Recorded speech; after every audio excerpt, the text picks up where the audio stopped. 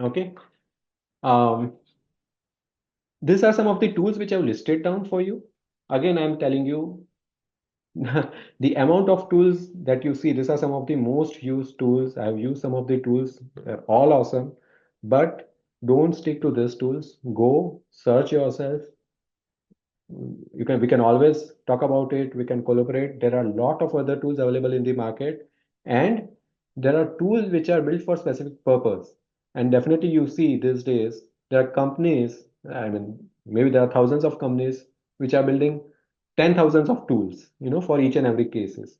So this will keep on changing, but yes, these tools are the leaders, these companies are the leaders. You should definitely try at least to know what AI is already doing for you. Okay. Skills, okay, these are all fading, and I'll say it's all faded skills. If you're doing manual entry, if you're creating reports, you're already faded. Okay.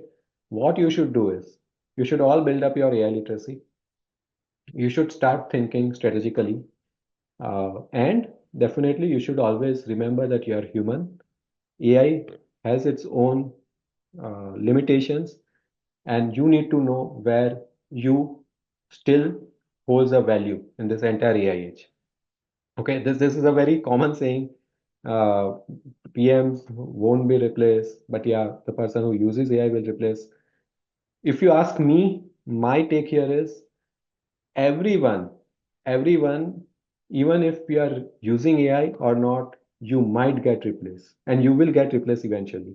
The only way where you will not be replaced is you need to know what is that thing which is always keeping you one step ahead of AI, and that's our human strategic thinking.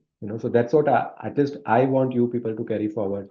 But this is what I have known by now, because whatever you think, oh, I'm smart enough, I can do this. There are already 10 people who has already thought about it and who are already building some automation for it. So nothing is going to